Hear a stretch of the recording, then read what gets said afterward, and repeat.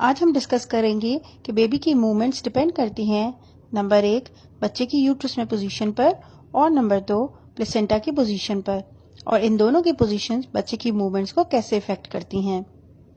اگر بچے کی پوزیشن کیفالک یعنی نارمل ہے، جس میں بیبی کا سر نیچے اور باٹم اوپر کی طرف ہے، تو اس صورت میں بچے کی بیک یا تو رائٹ سائڈ پر ہوگی یا لیفٹ سائڈ پر۔ اگر بیبی کی بیک رائٹ سائڈ پر ہے تو آپ کو موومنٹس اپنی لیفٹ سائڈ پر فیل ہوں گی، اور اگر بیبی کی بیک لیفٹ سائڈ پر ہے تو آپ کو موومنٹس اپنی رائٹ سائڈ پر فیل ہوں گی۔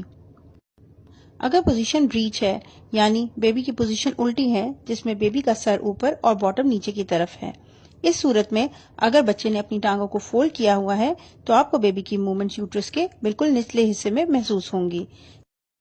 لیکن اگر بریچ پوزیشن میں بیبی نے ٹانگیں بالکل اوپر کی طرف کی ہوئی ہیں تو آپ کو موومنٹس اپنی پسلیوں یعنی ربس کی طرف فیل ہوں گی۔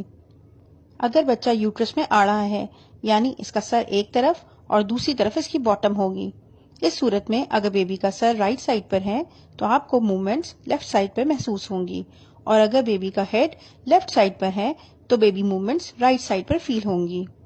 اب بات کرتے ہیں پلیسنٹا کی پوزیشن کے بارے میں۔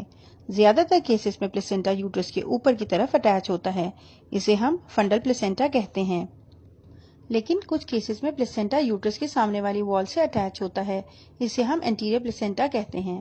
تو ایسے کیسز میں خواتین کو بیبی موومنٹ 18 سے 20 ہفتے میں شروع ہونے کی بجائے دیر سے محسوس ہوتی ہیں، اور وہ انہیں زیادہ اسٹرانگلی بھی فیل نہیں کر پاتی۔ اس طرح اگر پلیسنٹا یوٹرس کی پچھلی طرف یعنی پوسٹیریئر وال کے ساتھ اٹیچ ہو تو اسے پوسٹیریئر پلیسنٹا کہتے ہیں۔